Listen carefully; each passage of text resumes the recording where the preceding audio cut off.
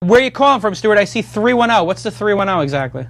I'm from Maryland. Maryland. Absolutely. Very cool. And you a big fan of the show?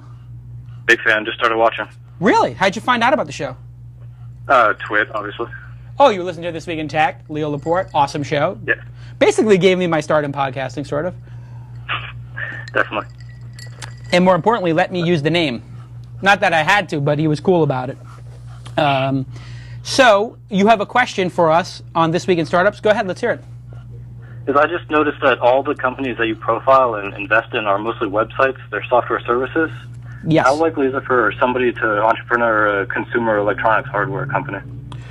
Wow. So, this is a great question. Consumer hardware is typically very expensive, and you're going up against companies like Sony, Apple, Nokia, pick your poison. I mean, it's very hard.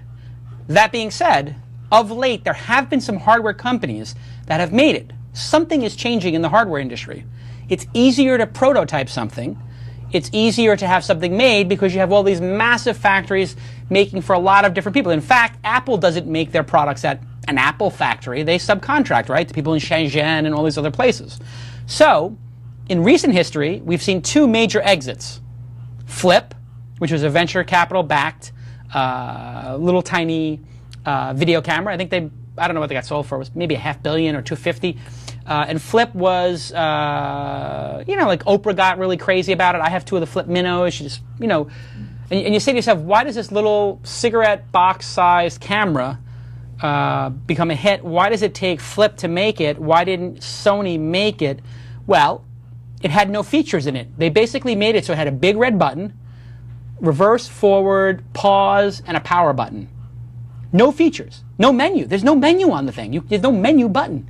You turn it on, you take it, that's it. There's a zoom, that's it, like digital zoom. So they had an idea. They were zigging where everybody else was zagging. They said, Sony's going to put 1,000 features. I mean, you ever get in the menu of a Sony camera? Mm-hmm. I mean, seriously, I think it looks like the periodic table when you hit it. And I think you need to have like a PhD in chemistry or something to navigate a Sony menu. There's 8 levels of menus. I can't find anything on it. And I think maybe 1% of the features on a Sony camera get used on average. You agree with that, Tyler? No, that's a good point. I mean, it's insane. And it's so intimidating for people like Oprah, my wife, me, that you just don't wind up buying it. So the Flip was like, it's $199, anybody can use it. They had a big sale to Cisco, I believe. Second one, which was very interesting, I saw a couple years ago, was Slingbox. Slingbox was doing something that was sort of felt a little illegal, maybe a little dicey, that maybe a set-top box manufacturer, Time Warner or somebody could have made, should have made, but didn't. So again, zigging where everybody else was zagging. The Slingbox allowed you to plug into your DirecTV and send that signal to your laptop. DirecTV doesn't want you doing that. Cable companies don't want you doing that. Cable channels don't want you doing it. It's like a bad deal all around for them because if you are doing that, you're not buying another set-top box. They don't think big like maybe this is an additive thing or an opportunity. So again, both those examples, they zig with a zag. But then there was the OQO who was trying to do like a mini handheld computer and they wiped out. It's hard to do hardware. It's not easy and it takes a lot of cash, but less than it used to. So we're sort of in a new moment in time, I think, where it might be more possible to do these things. And so that's what you're thinking of doing as a hardware product? I love consumer electronics, and I like to get into that. Yeah, definitely with a UI perspective, yeah. So I think you have to come up with an idea that zigs where everybody zags. So do you have a specific space you're thinking about? MP3s? Are you thinking about keyboards? Are you thinking about mice? Are you thinking about, USB drives? What's your milieu, if I may? Microcomputers are getting very cheap. You can probably have the internet. I don't know what to say. Yeah. I was so nervous. Don't be nervous. It's okay. It's just a podcast. It's not like you're calling into CNBC or something. Yeah. Definitely. So you like the little microcomputers and that kind of thing, and you're trying to... Not microcomputers, but like any application of your computer, definitely think about pulling that out and making that a hardware device. Yeah.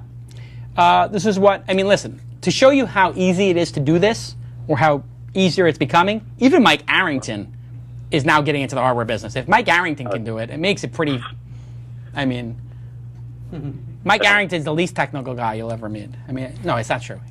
He's my partner on the TechCrunch 50 conference, but he wants to make a tablet, which is basically, he wants to make a hardware device that is Firefox or Chrome. He just wants to boot up Linux and start surfing the web when he's on a couch watching, you know, whatever.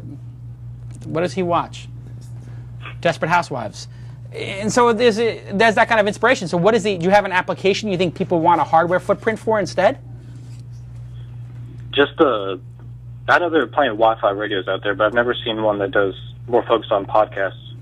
They're all music and music services. This is a good idea. I very much want to have the ability to, with my iPhone-like device, download podcasts in the background.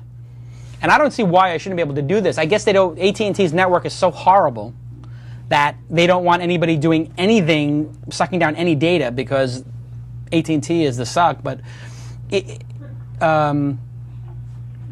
this would be a really cool device if you could be downloading. This is people have been talking about this device for a long time, which is a device specifically, I think, for recording a podcast, hitting save and uploading it, like the iPhone 3GS does for YouTube videos, doing it for podcasts, where you could plug in 2 microphones, you know, put them on stands, record a podcast, level the noise, upload it to a podcasting service with 1 click. So if I could be doing interviews on the road, save it, type a title in, and upload it. It's a great idea. So I think you should look into that, both from the downloading the podcast side, but also from the making of the podcast side. So it's possible.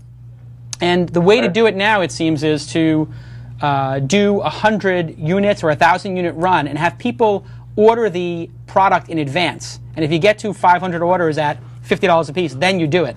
What is the name of that crowdsourcing website where everybody puts pledges towards building something out of New York? Forgot the name of this. 99 Design? No, it's not 99 Design. That's a competition site. The one I'm talking about, somebody will know this in the chat room. Somebody type it into the chat room or somebody do research. It's a collaboration site where I can say, like, I want to do an opera. I want to do Romeo and Juliet set in Williamsburg in the 80s and donate $100. I need to get $2,000 to do this, and people donate, and it's like Donors Choose. I'll have it in a minute. But it's not Donors Choose, because Donors Choose is to, like, get people the new classroom stuff. It's something else that's similar. God, nobody knows. How come nobody knows this thing? It would be on Silicon Alley Insider or something. Is it Kickstarter? Is that it? No, not Challenge Post. It's Kickstarter, I think. Kickstarter. Let's see. Kickstarter, I think. No.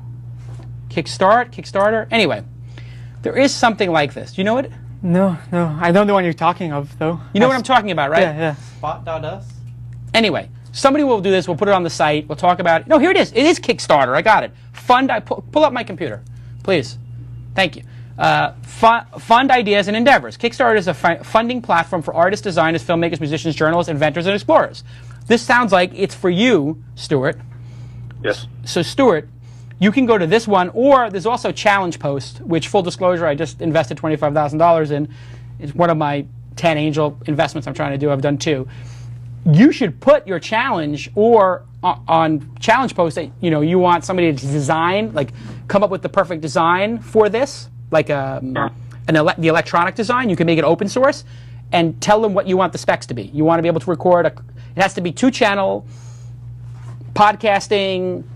It has to have this kind of storage device, like an SD card maybe. What's this? Compact flash is probably the cheapest. It has to have removable batteries, and it has to have Wi-Fi and the ability to upload to this kind of a service. And somebody builds, you could probably say, I'll give $500 or I'll give $100, and if you put it on Challenge Post, I'll put $100 on.